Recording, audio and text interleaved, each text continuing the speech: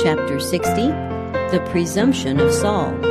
This chapter is based on 1 Samuel 13 and chapter 14. After the assembly at Gilgal, Saul disbanded the army that had, at his call, arisen to overthrow the Ammonites, reserving only 2,000 men to be stationed under his command at Michmash, and 1,000 to attend his son Jonathan at Gibeah. Here was a serious error. His army was filled with hope and courage by the recent victory, and had he proceeded at once against other enemies of Israel, a telling blow might have been struck for the liberties of the nation. Meanwhile, their warlike neighbors, the Philistines, were active. After the defeated Ebenezer, they had still retained possession of some hill fortresses in the land of Israel, and now they established themselves in the very heart of the country.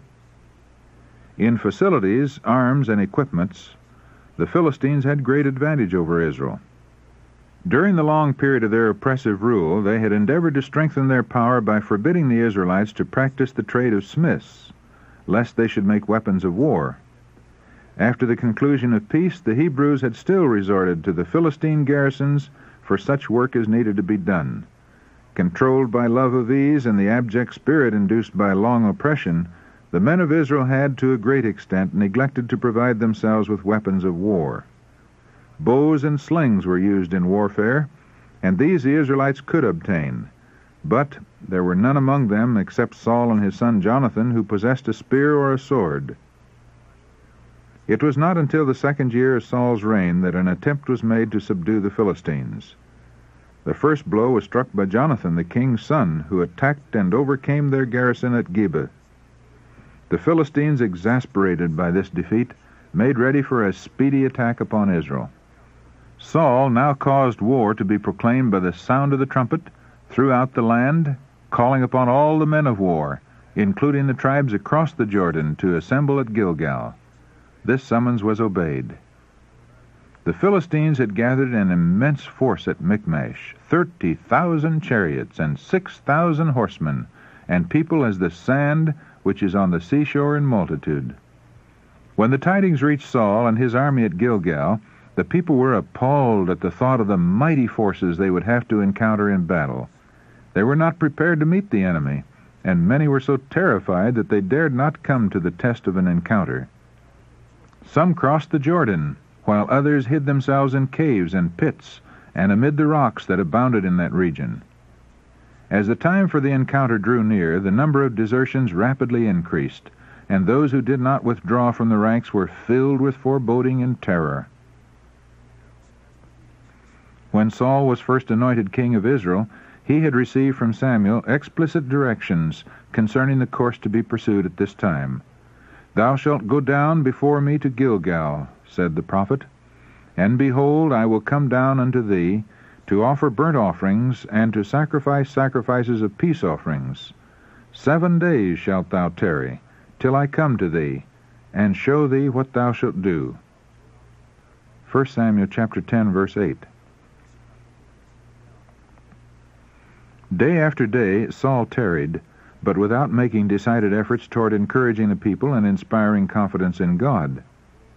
Before the time appointed by the prophet had fully expired, he became impatient at the delay and allowed himself to be discouraged by the trying circumstances that surrounded him.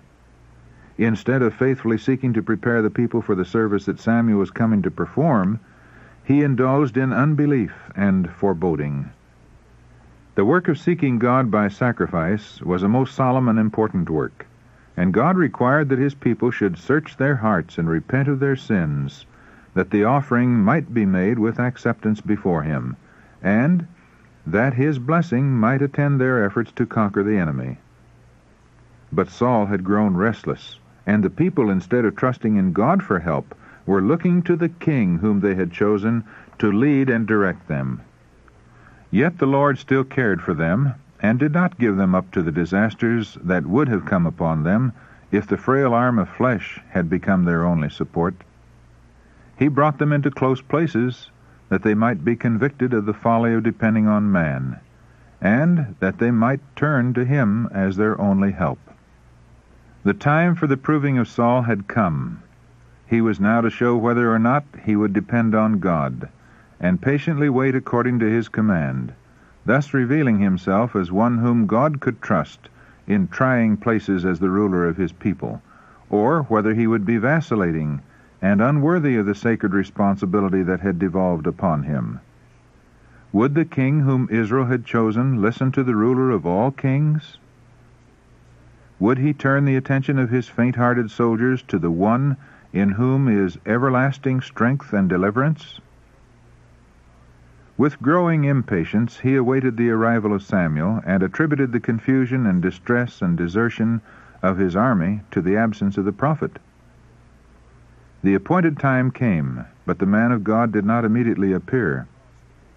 God's providence had detained his servant, but Saul's restless, impulsive spirit would no longer be restrained.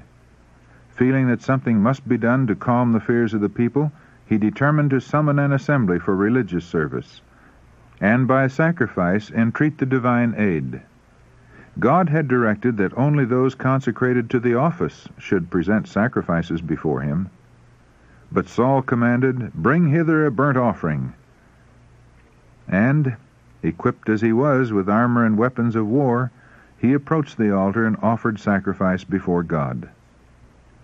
And it came to pass that as soon as he had made an end of offering the burnt offering, behold, Samuel came, and Saul went out to meet him, that he might salute him. Samuel saw at once that Saul had gone contrary to the express directions that had been given him. The Lord had spoken by his prophet that at this time he would reveal what Israel must do in this crisis.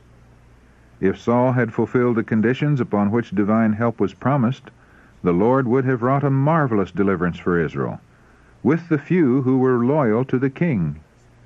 But Saul was so well satisfied with himself and his work that he went out to meet the prophet as one who should be commended rather than disapproved. Samuel's countenance was full of anxiety and trouble. But to his inquiry, "What hast thou done?" Saul offered excuses for his presumptuous act. He said, "I saw that the people were scattered from me, and that thou camest not within the days appointed, and that the Philistines gathered themselves together at Michmash. Therefore, said I, the Philistines will come down now upon me to Gilgal, and I have not made supplication unto the Lord. I forced myself, therefore, and offered a burnt offering." And Samuel said to Saul, "Thou hast done foolishly. Thou hast not kept the commandment of the Lord thy God, which he commanded thee. For now would the Lord have established thy kingdom upon Israel forever. But now thy kingdom shall not continue. The Lord hath sought him a man after his own heart, and the Lord hath commanded him to be captain over his people." And Samuel arose, and gat him up from Gilgal unto Gibeah of Benjamin. Either Israel must cease to be the people of God, or the principle upon which the monarchy was founded must be maintained, and the nation must be governed by a divine power. If Israel would be wholly the Lord's, if the will of the human and earthly were held in subjection to the will of God, he would continue to be the ruler of Israel. So long as the king and the people would conduct themselves as subordinate to God, so long he could be their defense. But in Israel no monarchy could prosper that did not in all things acknowledge the supreme authority of God. If Saul had shown a regard for the requirements of God in this time of trial, God could have worked his will through him. His failure now proved him unfit to be the vicegerent of God to his people. He would mislead Israel. His will, rather than the will of God, would be the controlling power. If Saul had been faithful, his kingdom would have been established forever. But since he had failed, the purpose of God must be accomplished by another. The government of Israel must be committed to one who would rule the people according to the will of heaven. We do not know what great interests may be at stake in the proving of God. There is no safety except in strict obedience to the Word of God. All his promises are made upon condition of faith and obedience, and a failure to comply with his commands cuts off the fulfillment to us of the rich provisions of the Scriptures. We should not follow impulse, nor rely on the judgment of men. We should look to the revealed will of God and walk according to his definite commandment, no matter what circumstances may surround us. God will take care of the results. By faithfulness to His Word, we may in time of trial prove before men and angels that the Lord can trust us in difficult places to carry out His will, honor His name, and bless His people. Saul was in disfavor with God and yet unwilling to humble his heart in penitence.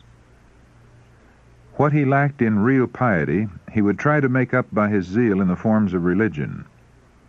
Saul was not ignorant of Israel's defeat when the ark of God was brought into the camp by Hophni and Phinehas.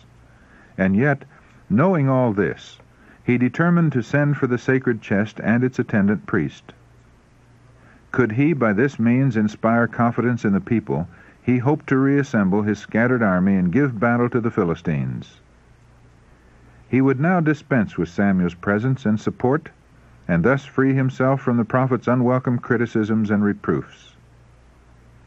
The Holy Spirit had been granted to Saul to enlighten his understanding and soften his heart. He had received faithful instruction and reproof from the prophet of God. And yet, how great was his perversity! The history of Israel's first king presents a sad example of the power of early wrong habits. In his youth, Saul did not love and fear God, and that impetuous spirit, not early trained to submission, was ever ready to rebel against divine authority. Those who, in their youth, cherish a sacred regard for the will of God, and who faithfully perform the duties of their position, will be prepared for higher service in after life. But men cannot, for years, pervert the powers that God has given them, and then, when they choose to change, find these powers fresh and free for an entirely opposite course. Saul's efforts to arouse the people proved unavailing. Finding his force reduced to 600 men, he left Gilgal and retired to the fortress at Geba, lately taken from the Philistines. This stronghold was on the south side of a deep, rugged valley, or gorge, a few miles north of the site of Jerusalem. On the north side of the same valley at Michmash, the Philistine force lay encamped, while detachments of troops went out in different directions to ravage the country. God had permitted matters to be thus brought to a crisis that he might rebuke the perversity of Saul and teach his people a lesson of humility and faith. Because of Saul's sin in his presumptuous offering, the Lord would not give him the honor of vanquishing the Philistines. Jonathan, the king's son, a man who feared the Lord, was chosen as the instrument to deliver Israel. Moved by a divine impulse, he proposed to his armor-bearer that they should make a secret attack upon the enemy's camp. "It may be," he urged, "that the Lord will work for us, for there is no restraint to the Lord to save by many or by few." The armor-bearer, who also was a man of faith and prayer, encouraged the design, and together they withdrew from the camp, secretly, lest their purpose should be opposed. With earnest prayer to the guide of their fathers, they agreed upon a sign by which they might determine how to proceed. Then, passing down into the gorge, separating the two armies, they silently threaded their way under the shadow of the cliff, and partially concealed by the mounds and ridges of the valley. Approaching the Philistine fortress, they were revealed to the view of their enemies, who said tauntingly, "Behold, the Hebrews come forth out of the holes where they had hid themselves," then challenged them, "Come up to us, and we will show you a thing," meaning that they would punish the two Israelites for their daring. This challenge was the token that Jonathan and his companion had agreed to accept as evidence that the Lord would prosper their undertaking. Passing now from the sight of the Philistines and choosing a secret and difficult path, the warriors made their way to the summit of a cliff that had been deemed inaccessible and was not very strongly guarded. Thus they penetrated the enemy's camp and slew the sentinels, who, overcome with surprise and fear, offered no resistance. Angels of heaven shielded Jonathan and his attendant. Angels fought by their side, and the Philistines fell before them. The earth trembled as though a great multitude with horsemen and chariots were approaching. Jonathan recognized the tokens of divine aid, and even the Philistines knew that God was working for the deliverance of Israel. Great fear seized upon the host, both in the field and in the garrison. In the confusion, mistaking their own soldiers for enemies, the Philistines began to slay one another. Soon the noise of the battle was heard in the camp of Israel. The king's sentinels reported that there was great confusion among the Philistines, and that their numbers were decreasing. Yet it was not known that any part of the Hebrew army had left the camp. Upon inquiry it was found that none were absent except Jonathan and his armor-bearer. But seeing that the Philistines were meeting with a repulse, Saul led his armies to join the assault. The Hebrews who had deserted to the enemy now turned against them. Great numbers also came out of their hiding places, and as the Philistines fled, discomfited, Saul's army committed terrible havoc upon the fugitives. Determined to make the most of his advantage, the king rashly forbade his soldiers to partake of food for the entire day, enforcing his command by the solemn imprecation, "Cursed be the man that eateth any food until evening, that I may be avenged on mine enemies." The victory had already been gained, without Saul's knowledge or cooperation, but he hoped to distinguish himself by the utter destruction of the vanquished army. The command to refrain from food was prompted by selfish ambition, and it showed the king to be indifferent to the needs of his people when these conflicted with his desire for self-exaltation. To confirm his prohibition by a solemn oath showed Saul to be both rash and profane. The very words of the curse give evidence that Saul's zeal was for himself, and not for the honor of God. He declared his object to be, not that the Lord may be avenged on his enemies, but that I may be avenged on mine enemies. The prohibition resulted in leading the people to transgress the command of God. They had been engaged in warfare all day, and were faint for want of food. And as soon as the hours of restriction were over, they fell upon the spoil and devoured the flesh with the blood, thus violating the law that forbade the eating of blood. During the day's battle, Jonathan, who had not heard of the king's command, unwittingly offended by eating a little honey as he passed through a wood. Saul learned of this at evening. He had declared that the violation of his edict should be punished with death. And though Jonathan had not been guilty of a willful sin, though God had miraculously preserved his life and had wrought deliverance through him, the king declared that the sentence must be executed. To spare the life of his son would have been an acknowledgment on the part of Saul that he had sinned in making so rash a vow. This would have been humiliating to his pride. God do so and more also was his terrible sentence. Thou shalt surely die, Jonathan. Saul could not claim the honor of the victory, but he hoped to be honored for his zeal in maintaining the sacredness of his oath. Even at the sacrifice of his son, he would impress upon his subjects the fact that the royal authority must be maintained. At Gilgal, but a short time before, Saul had presumed to officiate as a priest, contrary to the command of God. When reproved by Samuel, he had stubbornly justified himself. Now, when his own command was disobeyed, though the command was unreasonable and had been violated through ignorance, the king and father sentenced his son to death. The people refused to allow the sentence to be executed. Braving the anger of the king, they declared, "Shall Jonathan die, who hath wrought this great salvation in Israel? God forbid! As the Lord liveth, there shall not one hair of his head fall to the ground, for he hath wrought with God this day." The proud monarch dared not disregard this unanimous verdict, and the life of Jonathan was preserved. Saul could not but feel that his son was preferred before him, both by the people and by the Lord. Jonathan's deliverance was a severe reproof to the king's rashness. He felt a presentiment that his curses would return upon his own head.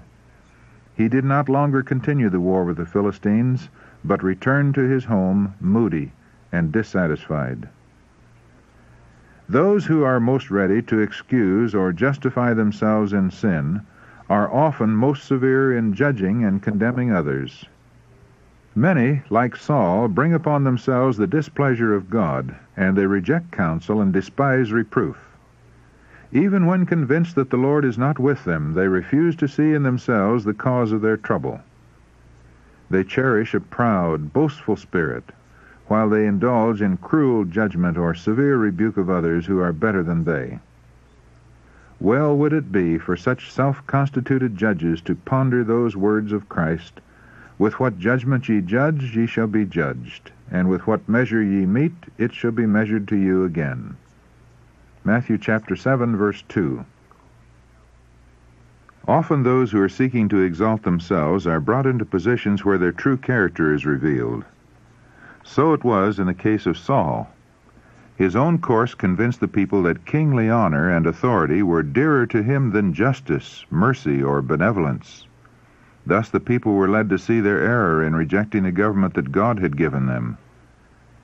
They had exchanged the pious prophet, whose prayers had brought down blessings, for a king who in his blind zeal had prayed for a curse upon them. Had not the men of Israel interposed to save the life of Jonathan, their deliverer would have perished by the king's decree. With what misgivings must that people afterward have followed Saul's guidance! How bitter the thought that he had been placed upon the throne by their own act! The Lord bears long with the waywardness of men, and to all he grants opportunity to see and forsake their sins. But while he may seem to prosper those who disregard his will and despise his warnings, he will, in his own time, surely make manifest their folly.